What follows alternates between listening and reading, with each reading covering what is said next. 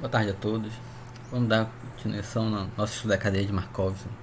Então, lembrando, cadeia de Markov é um tipo de processo estocástico que ele é discreto. Então, eu vou ter meus possíveis resultados. Aqui eu costumo esse resultado de A, B, C e assim vai. Então, eu vou ter um conjunto de possíveis resultados, que pode ser um conjunto, inclusive, infinito, né? Uma quantidade infinita de possíveis resultados, desde que seja enumerável. Então, são resultados discretos. Toda vez que eu for observar o meu sistema, eu vou enxergar um resultado diferente e é aleatório, né? É probabilístico esse comportamento. O que eu quero com a modelagem de cadeia de Markov? Eu quero encontrar as probabilidades desses estados. Então, se eu observar meu sistema em um determinado instante de tempo, a gente está tratando do tempo discreto por enquanto, né? Então, num determinado tempo n discreto, qual é a probabilidade de que o valor que eu vou observar, o resultado lá da minha observação, vai ser o A, ou vai ser o B, ou vai ser o C, ou D, e assim por diante. Então, eu quero a minha função densidade de probabilidade. Eu quero responder isso aqui, para o A, para o B, para o C, para todos os possíveis resultados. Que tendo essas probabilidades, a gente pode fazer qualquer outra análise, né? Tudo que vocês já estudaram lá de variáveis aleatórias, por exemplo, que nós chamamos de processo estocástico, pode ser aplicado. Posso calcular o valor esperado, posso montar uma função com essas probabilidades, calcular variância, autocorrelação. Então, muitas medidas importantes com relação ao meu sistema que estou observando, eu posso calcular, né? Então, o que eu quero encontrar esse aqui. Esse é o meu problema. Qual a probabilidade em determinado instante de tempo n, meu processo estocástico assumir um determinado valor, aqui no exemplo, o valor A. Então, para a gente poder calcular, o que eu vou fazer é montar a matriz de transição de probabilidade, né? Aquela nossa matriz de transição de um passo. Essa nossa matriz, ela vai ser M por N. Onde o que é M? M é quantos resultados possíveis eu tenho. Aqui em cadeia de Markov, esses possíveis resultados nós chamamos de estado, né? Então, cada estado possível no meu sistema, cada resultado possível da minha observação. Então, se eu tenho M resultados possíveis, a matriz vai ser M por M, onde eu vou ter uma certa ordem aqui das linhas. Então, a linha 1 referente ao estado A, a linha 2 referente ao estado B, ao estado C, assim vai. Essa ordem que eu vou colocar, ela pode ser qualquer um, pode ser uma ordem C, B, A, B, não importa qual é a ordem. O importante é que nas colunas eu vou seguir a mesma ordem. Então, cada linha referente a um estado, cada coluna referente a um estado, a mesma ordem, linhas e colunas. E aí, cada elemento da minha matriz, vou pegar um bem aqui assim, cada elemento da minha matriz, cada elemento IJ, vou chamar aqui de PJ, cada elemento da minha matriz, PJ, o que vai ser esse PJ? Vai ser qual é a probabilidade de que, dado que no tempo n, entendendo que o n é o atual, dado que agora no tempo n, o tempo atual, eu observei meu sistema, enxerguei o I, o estado I. Em geral, normalmente quando trata de cadeia de Markov, a gente costuma dizer que eu estou no estado I, né? Atualmente eu estou no estado I. Então, eu estar no estado I significa que eu observei agora o meu sistema e o resultado foi o valor I, né? Então, dado que agora eu estou no estado I, qual é a probabilidade de que quando eu observar a próxima vez lá, então no tempo n mais 1, meu resultado vai ser o J. Então, é aquela probabilidade condicional, né? E essa probabilidade condicional, lembrando, ela depende única e exclusivamente do momento n. O que ocorreu no n mais 1, o que ocorreu no n menos 1, o que ocorreu no n menos 2, no n menos 3, ou seja, tudo que ocorreu no passado não vai influenciar nessa probabilidade atual, nessa probabilidade condicional aqui. Só o que importa para essa probabilidade condicional é o resultado aqui no tempo n. Tudo que ocorreu no passado não importa. Então, eu sou condicionalmente independente do passado. E aí, então, o que a gente precisa é montar essa matriz de um passo. A partir dessa matriz de um passo, a gente consegue calcular matrizes de vários passos, como falamos na aula passada, né? Multiplicando ela por ela mesma n vezes, k vezes. Aí chega na matriz de k passos.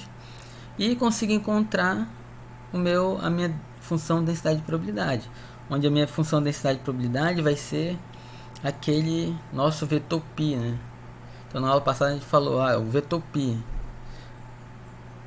um determinado tempo n. Lembrando, é processo estocástico. O processo estocástico depende do tempo. Então, a nossa função densidade de probabilidade, ela varia também com o tempo. Ela também depende do tempo.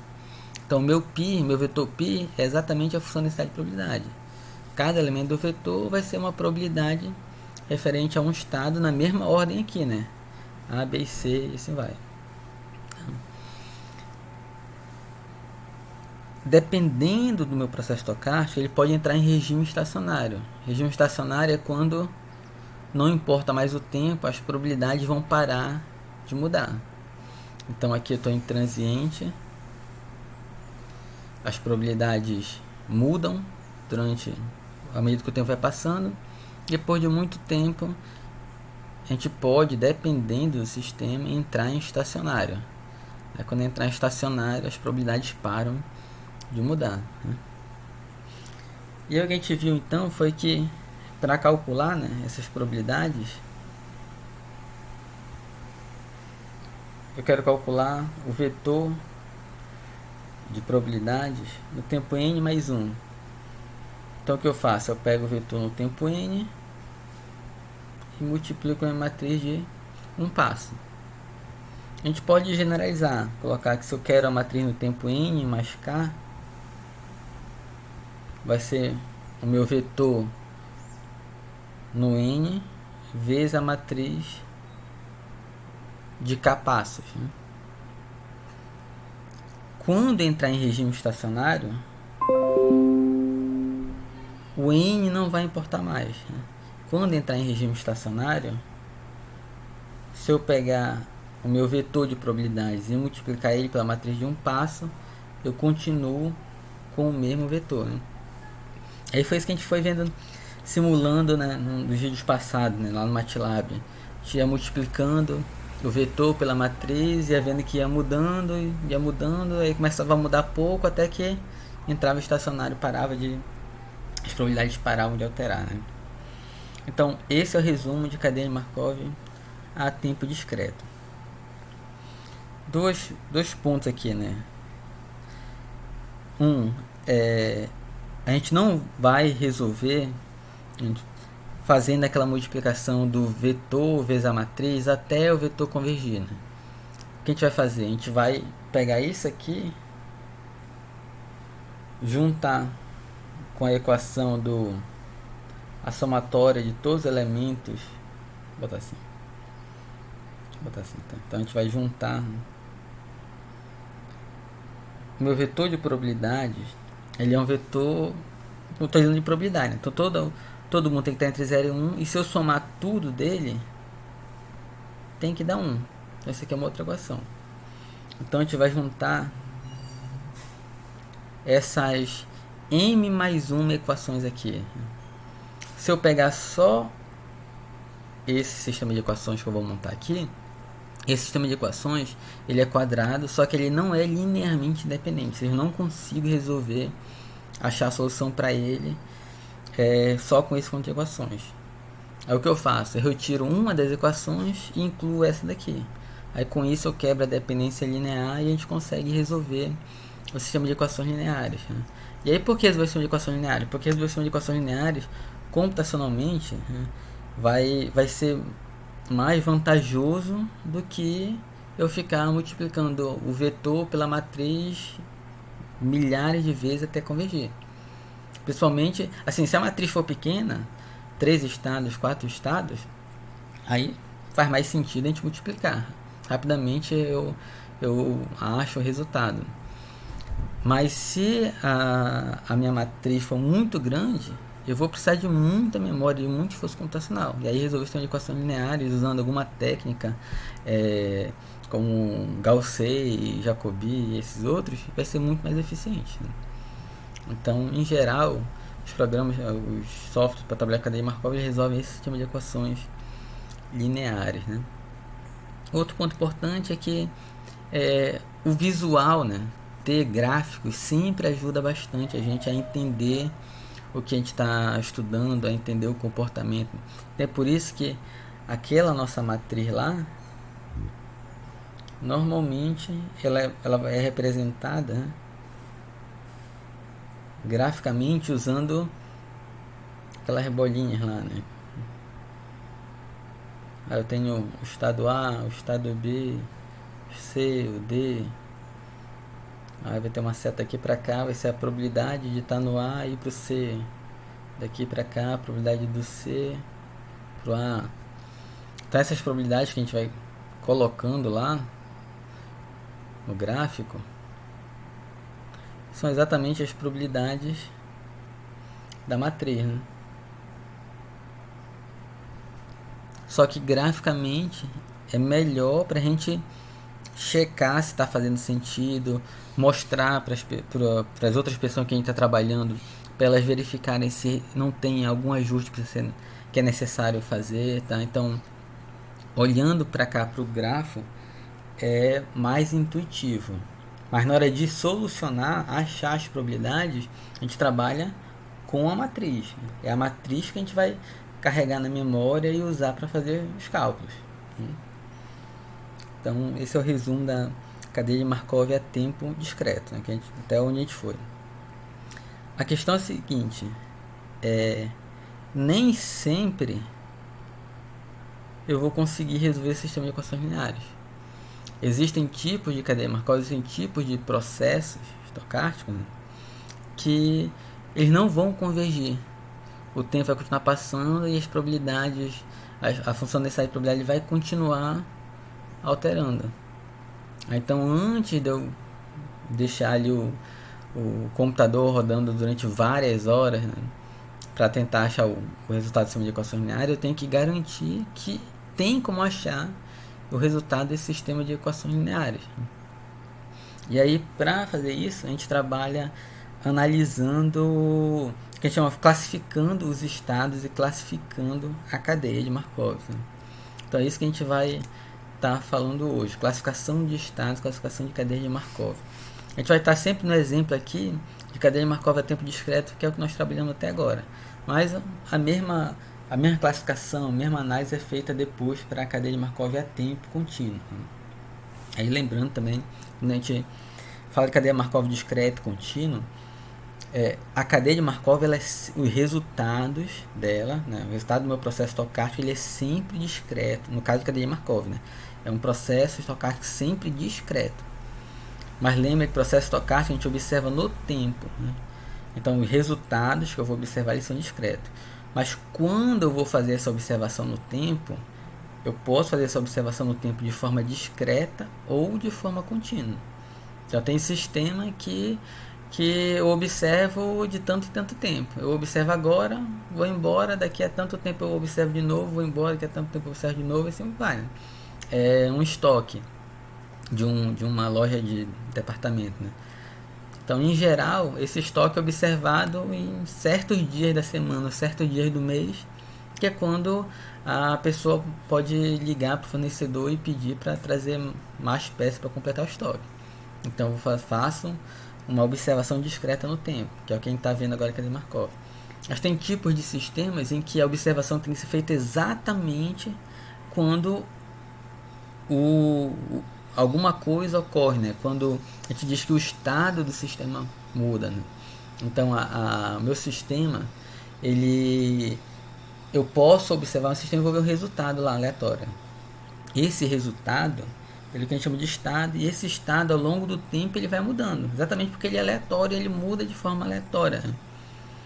Dependendo do sistema, exatamente quando ele muda, eu tenho que agir, eu tenho que observar, eu tenho que anotar que ocorreu aquela mudança. Aí são os processos a tempo contínuo. Exatamente quando tem uma mudança do meu estado, eu observo o meu sistema. Tá, e aí então, voltando aqui, só uma observação, né? Só lembrando que já foi na aula passada. Classificação de estados. Então, uma cadeia de Markov vai ter ali seu conjunto de estados nos tempos discretos. E eu vou dizer que um estado J ele pode ser alcançado a partir do estado I, ou que o J é acessível a partir do I, ou que o I pode atingir o J, se eu consigo em alguma quantidade de passos, em algum N, né, maior ou igual a 1, ir do I para o J. Ou seja, a probabilidade, o meu PIJ de N passos, ele tem que ser maior ou igual a 0. Né? Só uma observação, esse PNIJ maior que 0, esse PNIJ não é o PIJ da matriz de um passo elevado à enésima potência, tá? Ele é o elemento IJ da minha matriz de N passos. Né? Então ele é meu IJ matriz de N passos. Então, qual é a probabilidade de em N passos, em N observações, eu ir do I para o J? Se eu estava no I, daqui a N observações eu estar no J. Não importa o que ocorreu no meio do caminho. Importa que tem que ser maior do que zero essa probabilidade. Se existe então um N, significa que eu posso alcançar o J a partir do I, eu posso atingir o I pode atingir o J, assim vai. E, graficamente, é basicamente isso aqui. Do A, daqui do A para o C, eu consigo avançar, né? E, inclusive, em um passo eu conseguiria fazer isso aqui. Do A para o D, eu não consigo em um passo. Mas eu consigo, por exemplo, em 2 passos. Né? Do A para o B, eu também não consigo direto, mas consigo em 3 passos. Do B para o A, eu alcanço. Então, aqui nesse caso, de qualquer estado, eu consigo alcançar qualquer outro. Mas, essa minha cadeia poderia ser assim. Eu poderia ter para cá, digamos, com outro estado. O estado E, que ocorre isso aqui. Então, do A eu alcanço E, porque vai existir aqui uma probabilidade de eu ir do A para o E em N passos. Mas do E eu não alcanço A, nem alcanço C, nem o D, nem o B, né? Depois que eu tô aqui no E, eu fico preso aqui nele. Eu nunca mais saio desse estado. Por mais que eu saísse, mas que eu tivesse aqui um estado F, poderia ser assim. Então, do A, do C, do D e do B, eu consigo alcançar o E, consigo alcançar o F. Mas do E para o F eu não consigo alcançar. Então é o seguinte, basicamente, né, se eu pegar a minha matriz de um passo, lá do estado E, lá do... Tá assim. O A, o E é bem aqui. Então digamos que seja esse elemento bem aqui, da minha matriz. Na matriz de um passo, ele vai ser 0. Na minha matriz de 2 passos, se eu pegar a matriz de um passo e multiplicar ela para ela mesma, na matriz de 2 passos também vai ser 0. Do A pro E, não, desculpa, é do E pro A, né? Tá até fazendo certo agora. Então só, desculpa aqui, voltar aqui. Do E pro A, né? Então esse elemento bem aqui. Então do E pro A, ele vai ser 0. Na matriz de 2 passos também vai ser 0. Na matriz de 3 passos também vai ser 0. Então qualquer matriz de qualquer passo que eu calcular, ele vai ser sempre 0, esse elemento. Ou seja, não tem... É 0 a probabilidade de eu conseguir do E pro A. Do F pro A, a mesma coisa. Do F pro B, do E pro C, tá?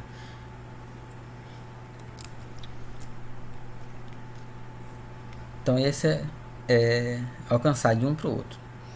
Se eu alcanço do I ao J e do J eu alcanço o I de volta, então se eu consigo ir de um estado para o outro, depois consigo voltar, não importa em quantos passos, mas eu consigo, então eu digo que os dois estados eles se comunicam. E além disso, se eu sei que eu me comunico entre o I e o J, eu sei que o J e o K se comunicam, então o I e o K eles também vão se comunicar.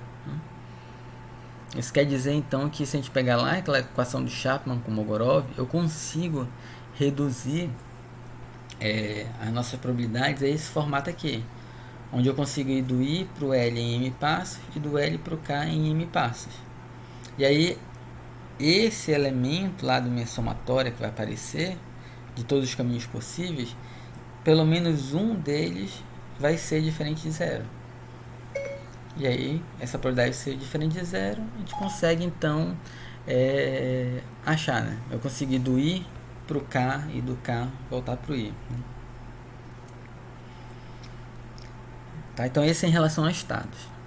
Mas quando a gente olhando par de estados, né? Do I para o J, J para o I e o J se comunicam ou não. Mas a gente pode olhar para o conjunto de estados. Então, quando a gente olha para o conjunto de estados, a gente verifica que eu não consigo, a partir dele, alcançar nenhum estado que está fora dele, a gente diz que aquele conjunto é fechado. Tá? Então, aqui, o meu A, B, C e D aqui, eles ficam rodando aqui, certo? Mas tem uns estados, né, que estão fora dele, né, que eu não consigo alcançar. Aqui eu tenho estados em que quem está fora consegue alcançar, mas deles eu não consigo alcançar. Então esse aqui vai ser meu conjunto fechado. Em outras palavras, fechado no sentido que depois que eu entro nesse conjunto aqui, eu não consigo mais sair dele, né? A gente pode pensar dessa forma, né? Então, dos estados que estão fora dele eu consigo alcançar, mas eu não consigo dele alcançar estados que estão fora. Então ele é fechado, eu não consigo sair. Então, se eu olhar para todo o meu conjunto de estados, ele não é um conjunto... eu posso dizer que ele é um conjunto fechado, porque não tem ninguém fora para alcançar. Mas eu posso quebrar esse conjunto em um subconjunto, onde esse aqui é um subconjunto fechado. Além disso, a gente pode ir... Deixa eu apagar aqui. Nesse mesmo exemplo aqui, digamos que eu tivesse mais um outro estado.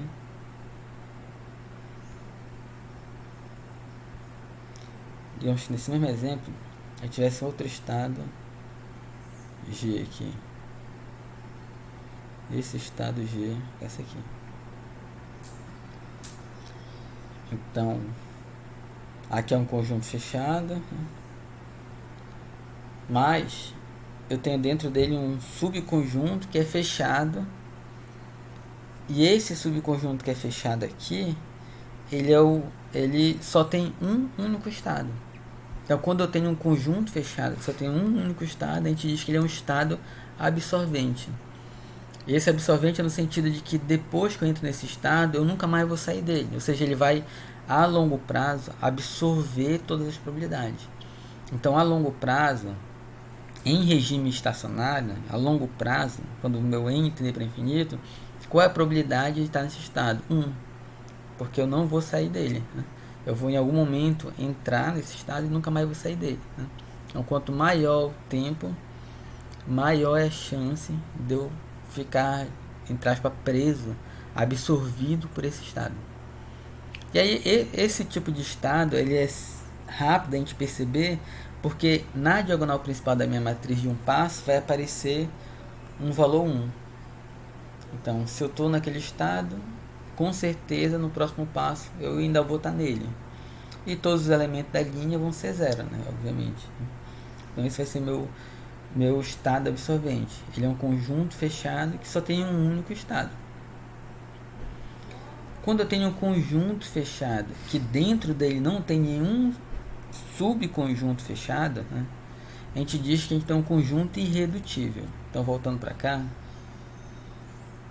Então, se eu olhar para todos esses aqui, deixa eu apagar aqui. Se eu olhar para tudo, é um conjunto fechado. Mas dentro desse conjunto fechado, eu tenho um subconjunto dele que é fechado para a parte dele. Se eu olhar para esse subconjunto aqui, eu tenho outro subconjunto fechado, né? que é o meu estado absorvente. Olhando para cá, para esse estado absorvente, eu não tenho dentro dele mais nenhum subconjunto fechado, é só ele é o último, né? Então ele é o que a gente chama de irredutível. Para dar um exemplo melhor, digamos que esse G não fosse absorvente, digamos que existisse uma probabilidade dele voltar para o F. Então quando eu olhar aqui nesse formato, esses três estados E, o F e o G eles são fechados, e dentro deles não existe mais nenhum subconjunto fechado. Então esse conjunto aqui ele é um conjunto irredutível. Eu não consigo reduzir mais ainda ele para um outro subconjunto fechado, né? Então esse é meu conjunto irredutível. Qual a importância de a gente verificar essa questão do se meu conjunto é fechado, se eu tenho um conjunto irredutível, se eu tenho um estado que é absorvente? A importância é a seguinte: se eu pego a matriz desses estados aqui e pego o vetor de probabilidade e começo a calcular as probabilidades, né, minha função de estado de probabilidade, o que ocorre em regime transiente, eu posso ter, dependendo do meu ponto de partida, né? Lembra que no regime transiente eu vou depender do meu π0, né, que é a minha densidade de probabilidade inicial. Então, dependendo dessas probabilidades, o meu Pn ele pode ter uma chance de ter probabilidades para todo mundo aqui. Então, o A vai ter probabilidade, o B, o C, dependendo de onde eu vou partir. Dependendo desse inicial, esse segundo vetor ele pode ser todo diferente de zero.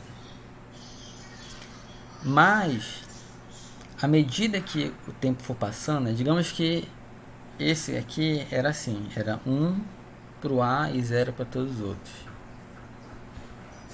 O que isso quer dizer? Isso quer dizer que quando esse sistema iniciou, eu iniciei aqui no A. A porta bateu aqui, desculpa pessoal. Então significa que eu iniciei aqui no A. E aí, a partir desse A, então tem as probabilidades de eu ir, a cada monte de tempo está em um estado diferente, né? Então daqui a 10 passos, qual é a probabilidade de estar no C, está no D, no B, no E, no F, no G, no A de novo. Então vai ser meu vetor lá no tempo 10. Então seria lá meu vetor no tempo 10. Tá? Então eu vou ter ali probabilidades para cada um. Porém, para esse sistema que está aqui, o que vai acontecer? Depois de um certo tempo, não sei quando, mas depois de um certo tempo, vai ocorrer essa transição aqui, né? Em algum momento, não sei quando, mas em algum momento isso vai ocorrer. Pode ser rápido ou pode demorar muito, mas em algum momento isso vai ocorrer. Quando isso ocorrer, o que vai acontecer? Eu vou ficar aqui nesse conjunto irredutível, né?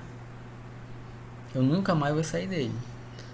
Então, à medida que o tempo for passando, a proporção de tempo que eu fico no A, no B, no C e no D vai diminuindo até chegar a zero. Então, se a gente pensar em regime estacionário, pensar no meu tempo tendendo para infinito, aí esse sistema está rodando infinitamente. Então, lá para regime estacionário, as probabilidades do A, B, C e D vão ser zero. Só esses aqui vão ter probabilidade, né?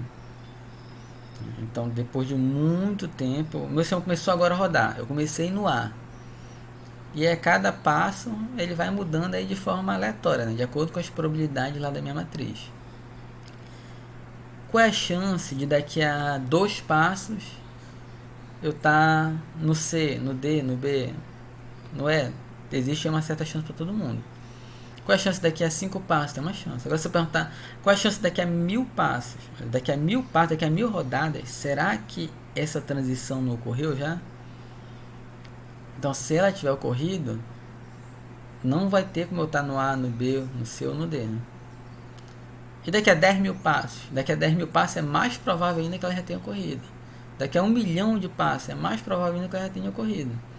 Então, quanto mais tempo passar, mais provável de que eu esteja aqui dentro desse conjunto fechado, irredutível, e que aí então vai ser zero a probabilidade de eu estar nesses outros estados aqui.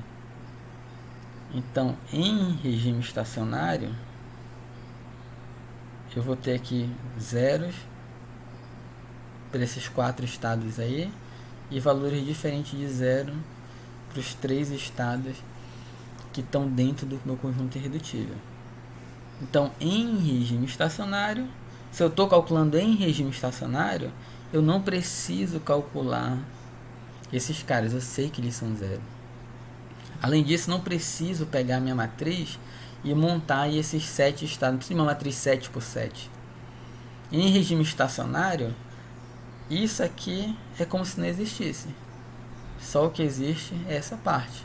Então, em regime estacionário, eu posso montar só minha matriz 3 por 3 e trabalhar só com essa matriz. E aí vai ser muito mais rápido, vai exigir muito menos esforço e eu vou conseguir. Ainda não é garantia, né? Tem outras coisas que a gente vai ver, mas é mais provável que eu já consiga resolver o meu sistema de equações lineares, tá? Então, por isso a gente tem que conhecer, a gente tem que saber sobre essas características, tá? Só que não é só isso que influencia em eu conseguir ou não resolver uma sistema de equações lineares, o meu sistema convergir ou não para estacionário. Existem outras informações necessárias. Uma delas está relacionada à transição eventual do estado. O que é essa transição eventual? Eu vou pegar qual é a probabilidade do I para o J em N passos, sendo que eu chamo isso de primeira passagem, ou seja, eu estou no I e vou para o J em N passos, sendo que nos intermediários eu não cheguei no J ainda, tá? E eu somo isso para todas as possibilidades, né? Do N1 até infinito. Isso é o que a gente chama de transição eventual. Qual a probabilidade de eu ir do I para o J? Se essa probabilidade for igual a 1, significa que meu estado ele é recorrente, ou seja, é um estado em que com certeza com certeza eu volto para ele. E se eu volto para ele em algum momento no tempo, sempre, significa que ele está dentro de um conjunto irredutível. Se essa probabilidade é menor do que 1, ou seja, eu estou no estado I e é menor do que 1 a probabilidade de em algum momento eu voltar para o I, significa que eu estou em estado transiente. Então, voltando aqui, né? Nosso desenho, deixa eu tirar aqui algumas coisas. Então, se eu pegar aqui esse mesmo exemplo, né? Tá. Então, eu estou no A e eu vou sair do A. Qual é a chance de que em algum momento eu volte para o A? Existe, né, uma chance de eu voltar para o A, porque ele pode pegar esses caminhos aqui, né? Porém, não é certeza que eu vou voltar para o A, né? Porque em algum momento isso pode ocorrer, essa transição do C para o E pode ocorrer. Quando essa transição do C para o E ocorrer, eu nunca mais volto para o A. Então, é menor do que 1 a probabilidade de eu sair do A e conseguir voltar para o A. E no E? Se eu estiver no estado E, não. Se eu estiver no estado E, eu sei que existe uma chance de eu voltar. Quando eu vou voltar para o E, não sei. Mas com certeza, em algum momento eu volto de novo. Posso vir para o F e ficar aqui nessa brincadeira. F, G, F, G, G, G, F, G, F. Posso ficar muito tempo aqui.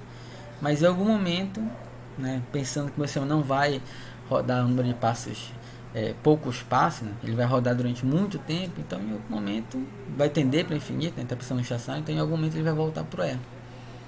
Então essa probabilidade de transição eventual, ela é 1, é certeza que em algum momento eu volto para o E. Né? Então esse meu estado é que a gente chama de recorrente, enquanto que o outro é transiente. Então quem está fora do meu conjunto fechado, do meu conjunto irredutível, são estados transientes. Aí eles só aparecem no vetor de probabilidade durante o transiente. Em estacionário eles não vão aparecer, eles vão ser todos zerados. E os estados dentro do meu conjunto irredutível, eles são estados recorrentes. São eles que vão aparecer em regime estacionário. São eles que vão ter probabilidade maior do que 1 em regime estacionário. Desculpa, maior do que 0 em regime estacionário. Uma outra forma de calcular se são transiente ou recorrente é somando direto todas as probabilidades, né? Então aqui a gente está fazendo essa consideração. Eu estou no I e vou para o J em N passos, sendo que é a primeira passagem. Ou seja, no intermediário eu não posso passar no J. Então, pegando aqui esse nosso exemplo, eu posso ir do A para o D em 1, 2 passos, ou 1, 2, 3, 4 passos, ou 1, 2, 3, 4, 5, 6 passos. E aí, para cada um desses eu tenho uma certa probabilidade. E aí são essas probabilidades que a gente está somando. Mas também teria um outro caminho que seria A, C, D, B, A, C e D de novo. Só que quando eu pego esse caminho aqui, o que acontece? Eu passei no D, né, no terceiro passo aqui. Então esse caminho não vale. Né? Esse caminho eu não vou acumular. Né? Então essa é nossa transição eventual. Outro formato de calcular é não fazer essa restrição, é a gente pegar e somar todas as probabilidades em N passos. Né? Então considerar tudo. Então basicamente eu posso ir do A para o C em um passo, em 2 passos, mesmo tendo passado no C antes, em 4 passos, mesmo tendo passado no C antes. Então eu vou somando todas as probabilidades. Basicamente eu vou pegando a minha matriz de transição de um passo, a de 2 passos, a de 3 passos, e aquele elemento AC, o PAC, dessas matrizes eu vou somando todos. Né? Então pego o elemento I da matriz de um passo, o I da matriz de um passo, não, I da matriz de 2 passos, da de 3 passos, da de 4, vai somando todos esses. Se isso tender para infinito, significa que o meu estado é recorrente. Por quê? Porque significa que eu sempre existe uma chance de voltar. Se sempre existe uma chance de voltar para o I, essa minha soma ela vai para infinito. Eu nunca vou parar de somar, né, valores aqui.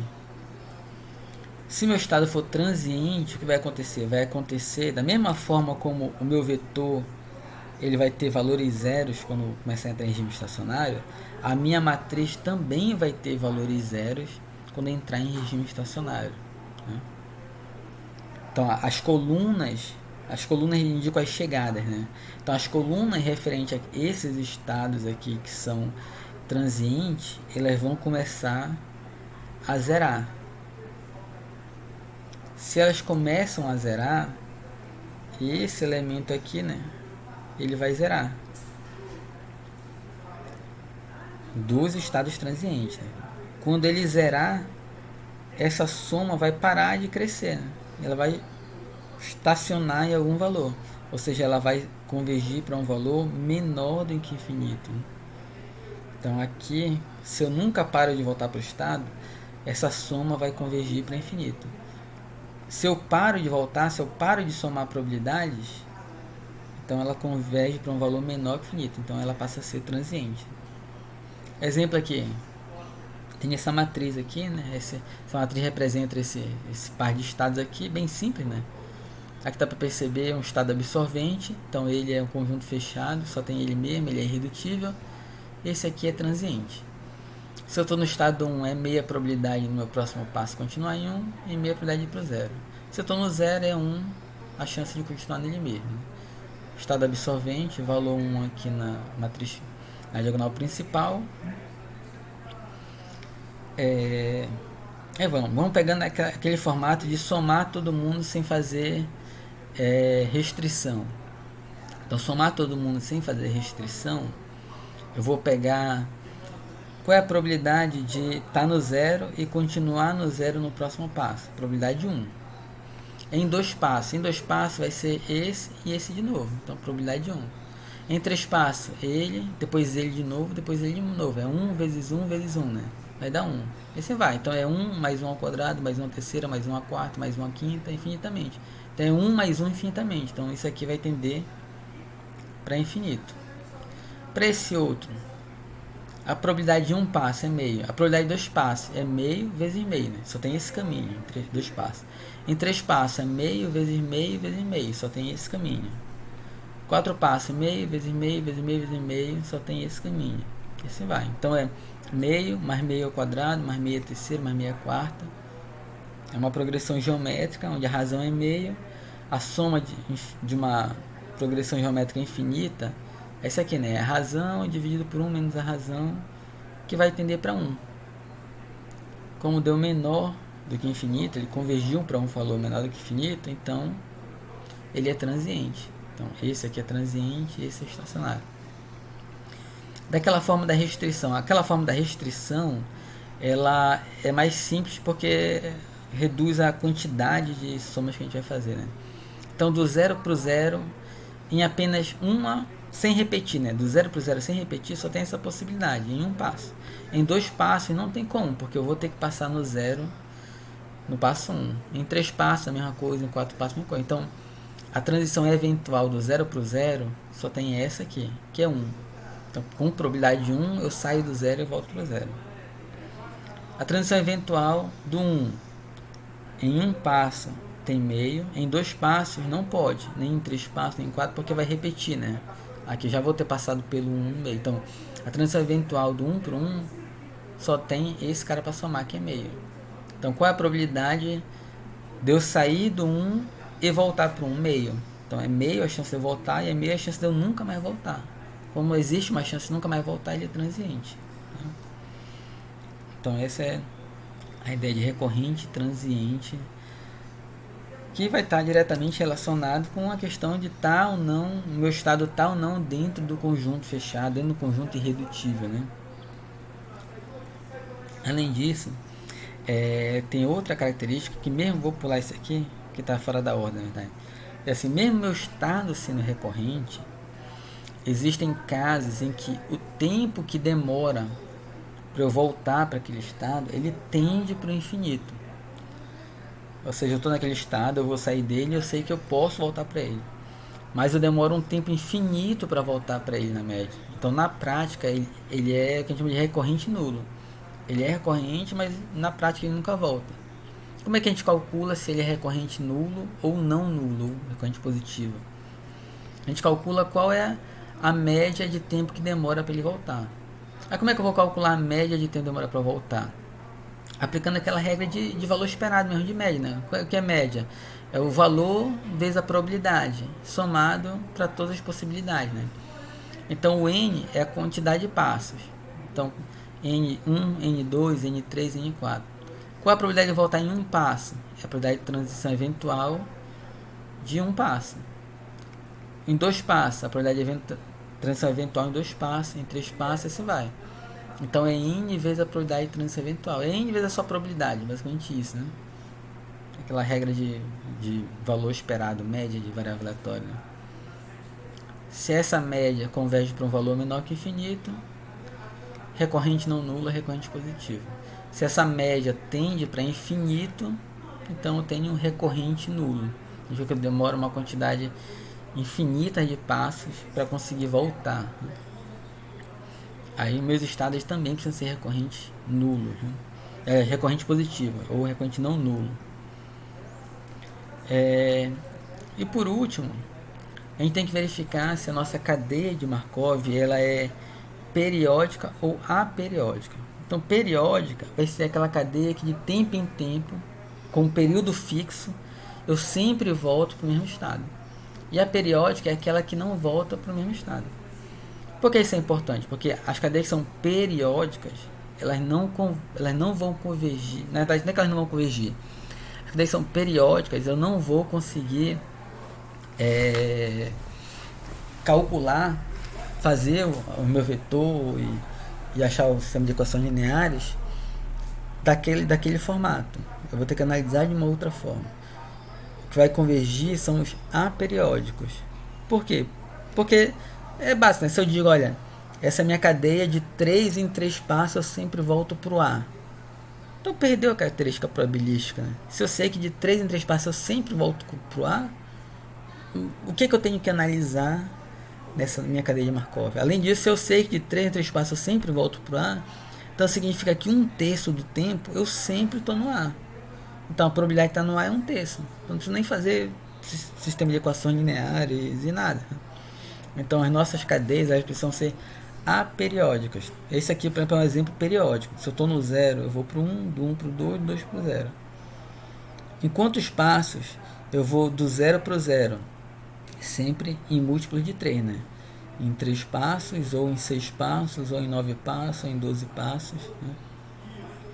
E aí, se eu vou olhando as minhas probabilidades, elas vão sempre convergindo dessa forma, né? Em um passo a mesma coisa, em 2 passos a mesma coisa, né? Então, e aí fica inclusive um exercício para vocês. Peguem essa cadeia exatamente como está aqui, né? 0, 1, 0, 0, 0, 1, 1, 0, 0. Achem a matriz, essa é a matriz de um passo. Achem a matriz de 2 passos, a de 3 passos, de 4, 5, 6, né? Então no MATLAB, Python, Octave, esses programinhas vai ser rápido, vai ser bem simples fazer isso, né?